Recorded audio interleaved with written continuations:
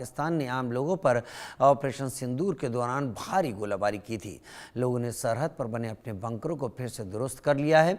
हमारे संवाददाता ने स्थानीय लोगों से बातचीत की। लोगों का कहना है कि अगर इस बार पाकिस्तान कोई शरारत करता है तो भारतीय सेनाओं को उसका नामो निशान मिटा देना चाहिए। हमारे साथ हमारे सहयोगी इस वक्त जुड़ रहे हैं ज़्यादा जानकारी के साथ। अजय जांडियाल और आशिक मीर मेरे साथ जुड़ रहे हैं। अजय, सबसे नज़दीक आपके ही प्लांवाला सेक्टर है। क्या है प्लांवाला सेक्टर में लोगों की सोच, और ऐसी सोच अचानक फिर आने के पीछे अजय आपको वजह क्या लगती है?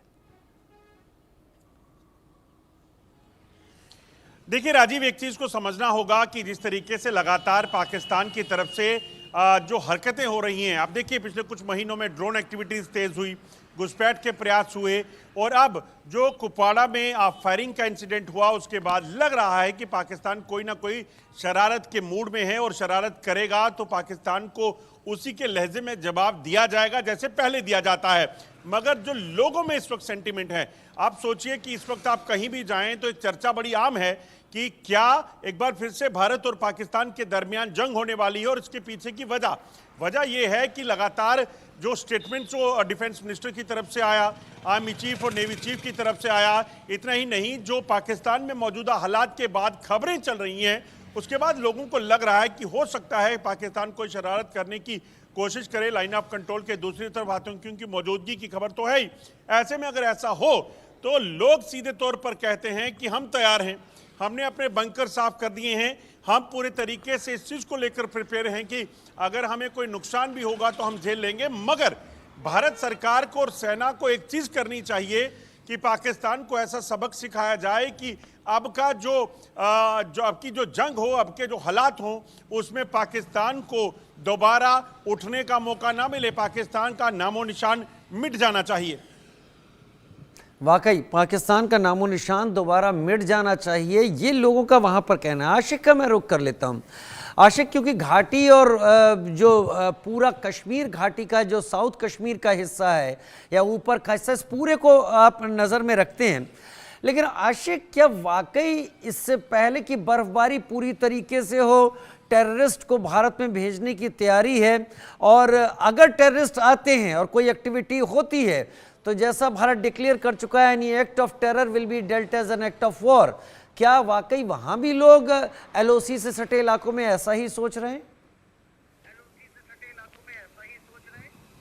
देखिए राजीव, बिल्कुल जिस जगह पर हम इस समय मौजूद है ये उत्तरी कश्मीर का उरी सेक्टर है, और यहां पर भी लोग जो है कहीं ना कहीं ऑपरेशन सिंदूर के बाद अब तैयारियां फिर से करने लगे हैं, क्योंकि यहां पर भी बंकर्स में सफाई जो है बीते कुछ दिनों से चल रही है। लोगों को कहीं ना कहीं अब दिखने लगा है कि जिस तरह से पाकिस्तान की तरफ से लगातार आतंकियों को घुसपैठ कराने की कोशिश की जा रही है, और बीते 2 दिन पहले हमने देखा था कि कुपवाड़ा सेक्टर से भी युद्ध विराम का उल्लंघन किया गया था, जिसके चलते भारत ने मुंह तोड़ जवाब तो दे दिया, लेकिन लगातार जिस तरह से घुसपैठ की कोशिशें पाकिस्तान की तरफ से की जा रही है, उसका कहीं ना कहीं अब लगातार जो है सुरक्षा जो है इन एलओसी एरियाज में बढ़ा दी गई है। और खास तौर पर अगर हम इन एरियाज की बात करें, मेरे पीछे जो आप ये एरिया देख रहे हैं, ये बिल्कुल सीमा से सटीक पड़ने वाला इलाका है, जहां पर लगातार 24 घंटे जो है चौकसी बढ़ा दी गई है, और इन एरियाज में एंटी टेरर ऑपरेशंस बीते कई दिनों से चल रहे हैं,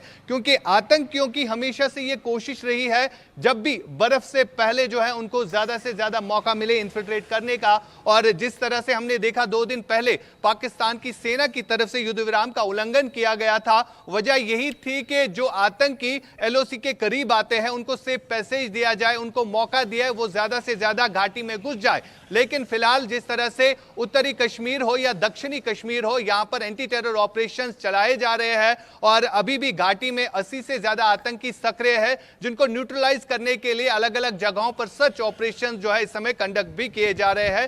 साथ ही साथ सीमावर्ती इलाकों में भी चौकसी जो है काफी ज्यादा बढ़ा दी गई है। राजीव, अजय भी मेरे साथ लगातार जुड़े हुए हैं। अजय, प्लांवाला सेक्टर की बात करें या पूरा जम्मू से लेकर मैं नौशेरा, सुंदरबनी, इस पूरे इलाके की बात करूं, क्या ये एक पर्टिकुलर सेक्टर में इस तरीके की एक्टिविटी आपको दिख रही हैं जहां पर पहले भी ज़्यादा हमले हुए, या फिर across the LOC Jammu region में आपको ये एक जैसी ही एक्टिविटी दिखाई पड़ रही है? देखिए, मैं आपको बताऊं राजीव, जिस तरीके से इस वक्त मौजूदा हालात हैं, जो चर्चाएं हैं, जो बिल्टअप है दोनों ही तरफ, वो इस तरह का है कि आप ये समझ सकते हैं कि सरहद पर, लाइन ऑफ कंट्रोल पर भारतीय सेना जो पहले तैयारी रखती थी उससे कई गुना ज्यादा है।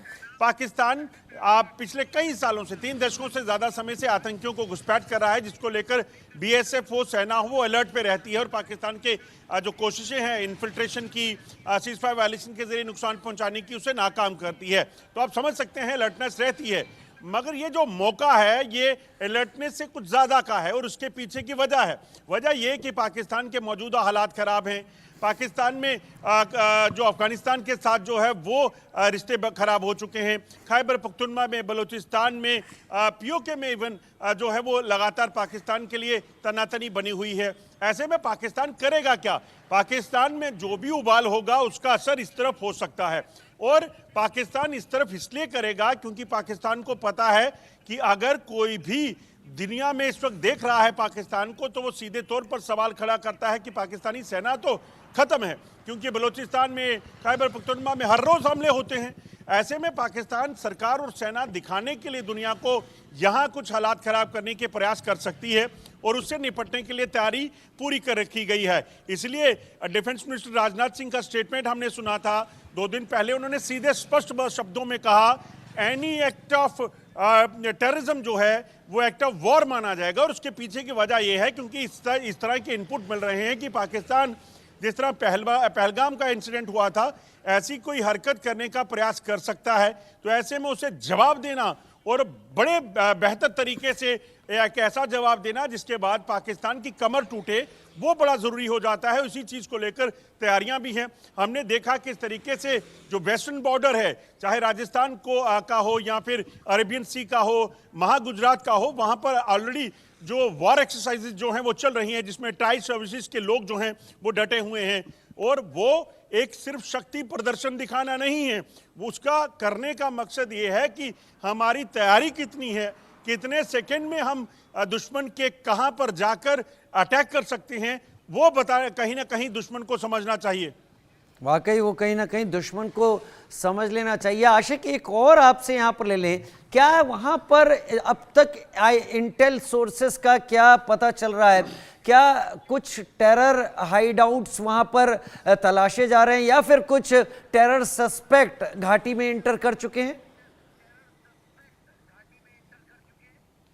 देखिए राजीव, लगातार जिस तरह से ऑपरेशंस घाटी भर में चल रहे हैं और कई सारे ऐसे टेरर हाइडआउट्स भी अभी तक बस्ट हुए हैं जहां पर काफी ज्यादा हथियारों का जखीरा भी मिला है। और इसके अलावा अगर हम बात करें, पीओके में कई सारे टेरर लॉन्चिंग पैड्स जो नए सिरे से बनाए गए हैं और रीबिल्ड किया जा रहा है इन आतंकी ठिकानों को, जो कि एक सबसे बड़ी वजह भी है। और इसी के चलते जो आतंकी वहां से घुसपैठ करने की कोशिश कर रहे हैं, तो इन तमाम तर कोशिशों को विफल बनाने के लिए सुरक्षा बल जो इस समय अलर्ट मोड पर नजर आ रही है। और साथ ही साथ सुबह शाम जो है काफी ज्यादा धुंध छाई हुई होती है। और इस वक्त की अगर हम बात करें, लगभग 5 बजे का समय है और आप देख सकते हैं ये सीमा से सटीक एरिया है और बिल्कुल इस पहाड़ी के उस साइड जो है पीओके का बाग डिस्ट्रिक्ट आता है। और वहां पर भी जब ऑपरेशन सिंदूर लॉन्च हुआ था तो उस दौरान भी बाग डिस्ट्रिक्ट में जैश ए मोहम्मद नामी आतंकी संगठन का एक ठिकाना जो है ध्वस्त हुआ था। यानी इन्हीं पहाड़ियों के बिल्कुल पीछे जो आप देख सकते हैं ये पीओके का एरिया है, जहां पर लगातार जो है कई सारे टेरर लॉन्चिंग पैड्स भी हमने देखे और कई सारे वीडियोस इंडिया न्यूज के पास आए जहां पर देखा गया कि किस तरह से इन आतंकियों को रिक्रूट भी किया जाता है, वहां पर किस तरह से ट्रेनिंग कैंप्स भी चलाए जाते हैं। फिलहाल जिस जगह पर हम मौजूद है, यहां से नीचे जो है रिवर झेलम बहता है जो कि पीओके जाता है और बिल्कुल यही बाउंड्री लाइन है। और यही वजह है इन एरियाज में चौकसी जो है काफी ज्यादा बढ़ा दी गई है। सुबह शाम धुंध छाई रहती है और इसी धुंध का फायदा ये आतंकी उठाने की कोशिश कर रहे हैं, जिसके चलते अब एडिशनल सिक्योरिटी डिप्लॉयमेंट और ऐसे इक्विपमेंट्स इन एलओसी एरियाज में इंस्टॉल करके रखे गए हैं ताकि जीरो जो इन्फिल्ट्रेशन है वो हो जाए। राजीव। वाकई, ताकि जीरो इन्फिल्ट्रेशन यहाँ पर हो जाए इस पूरे इलाके में।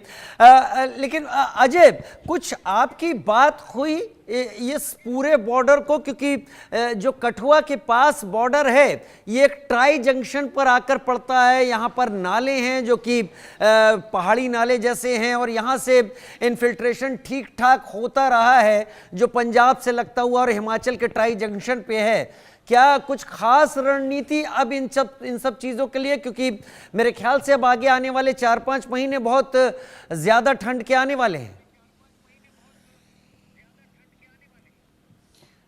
देखिए राजीव, मैं आपको बता दूं कि अंतर्राष्ट्रीय सीमा का इलाका हो, लाइन ऑफ कंट्रोल का इलाका हो, एक समय ऐसा था जब यहाँ पर तारबंदी नहीं थी। यहाँ पे जो आतंकियों की घुसपैठ थी वो बड़ी आसान हुआ करती थी, और ऐसे में हमने देखा है कि आतंकी किस तरह से घुसपैठ करते थे। मगर अब चीज़ें बहुत बदली हैं।